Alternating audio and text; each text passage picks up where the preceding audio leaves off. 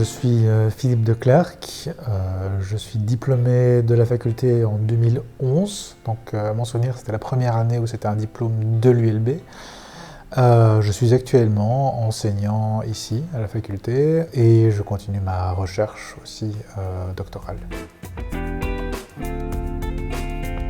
Au début, j'avais l'ambition de faire plutôt de l'architecture d'intérieur parce que j'avais un grand intérêt pour le design. Voilà, je viens un peu d'une famille d'artistes, plutôt musiciens, mais donc voilà, une certaine sensibilité artistique dans la famille.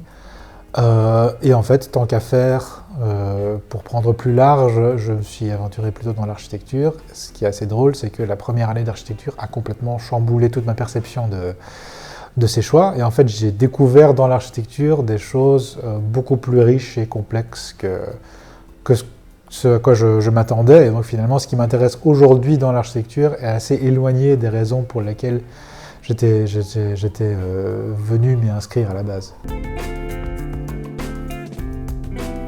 Par exemple, moi, le cours de projet en première bachelier, c'est quelque chose qui m'a très très fortement impacté parce que justement, je découvrais des complexités complètement inattendues. Alors évidemment, en dehors de ça, il y a eu énormément de cours absolument fascinants, voilà, notamment les cours de philosophie de l'esthétique, de sociologie qui m'ont très fortement intéressé. J'ai un peu été dans différentes directions. Pendant ma dernière année, qui était en fait une année mémoire, j'ai travaillé quelques mois dans une agence d'architecture, une assez grosse agence, sur des projets plutôt d'urbanisme à Bruxelles, qui étaient très intéressants. Je suis passé par une agence qui est plus dans de l'éditorial, on va dire, et dans de la recherche et la place culturelle de la recherche autour de l'architecture à Bruxelles. Et après quoi, en fait, je suis plus revenu à la faculté pour entamer cette recherche doctorale pendant quelques années. Et en parallèle de ça, j'ai lancé ma propre agence d'architecture avec deux collègues, deux associés qui sont diplômés la même année que moi.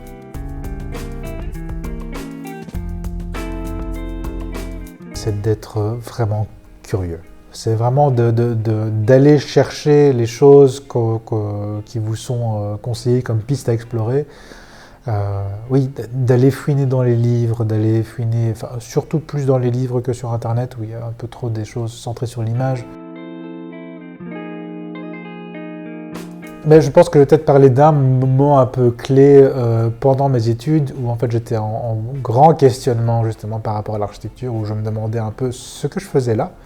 Et je me souviens d'avoir vraiment été extrêmement soulagé de lire un livre qui s'appelle Architecture Depends de Jeremy Thiel, qui, en tout cas pour moi, à cette époque-là, était vraiment une bouffée d'air frais et qui m'a permis de voir aussi que j'étais pas seul dans ces questionnements, que c'était quelque chose qui était en fait assez largement partagé et qu'il y avait toute une autre école de pensée qui suffisait juste en fait de découvrir et qui en fait a très fortement redirigé tous mes intérêts depuis ce moment-là.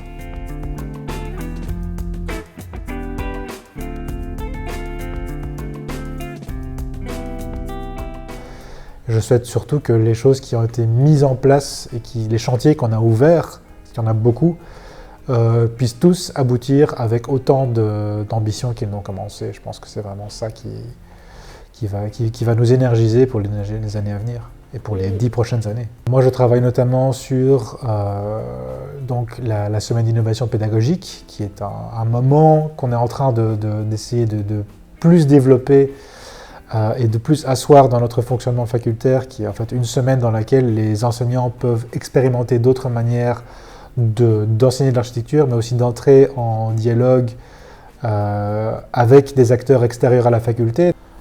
Et il y a d'autres chantiers encore, hein, donc la mise en place d'une communication un peu plus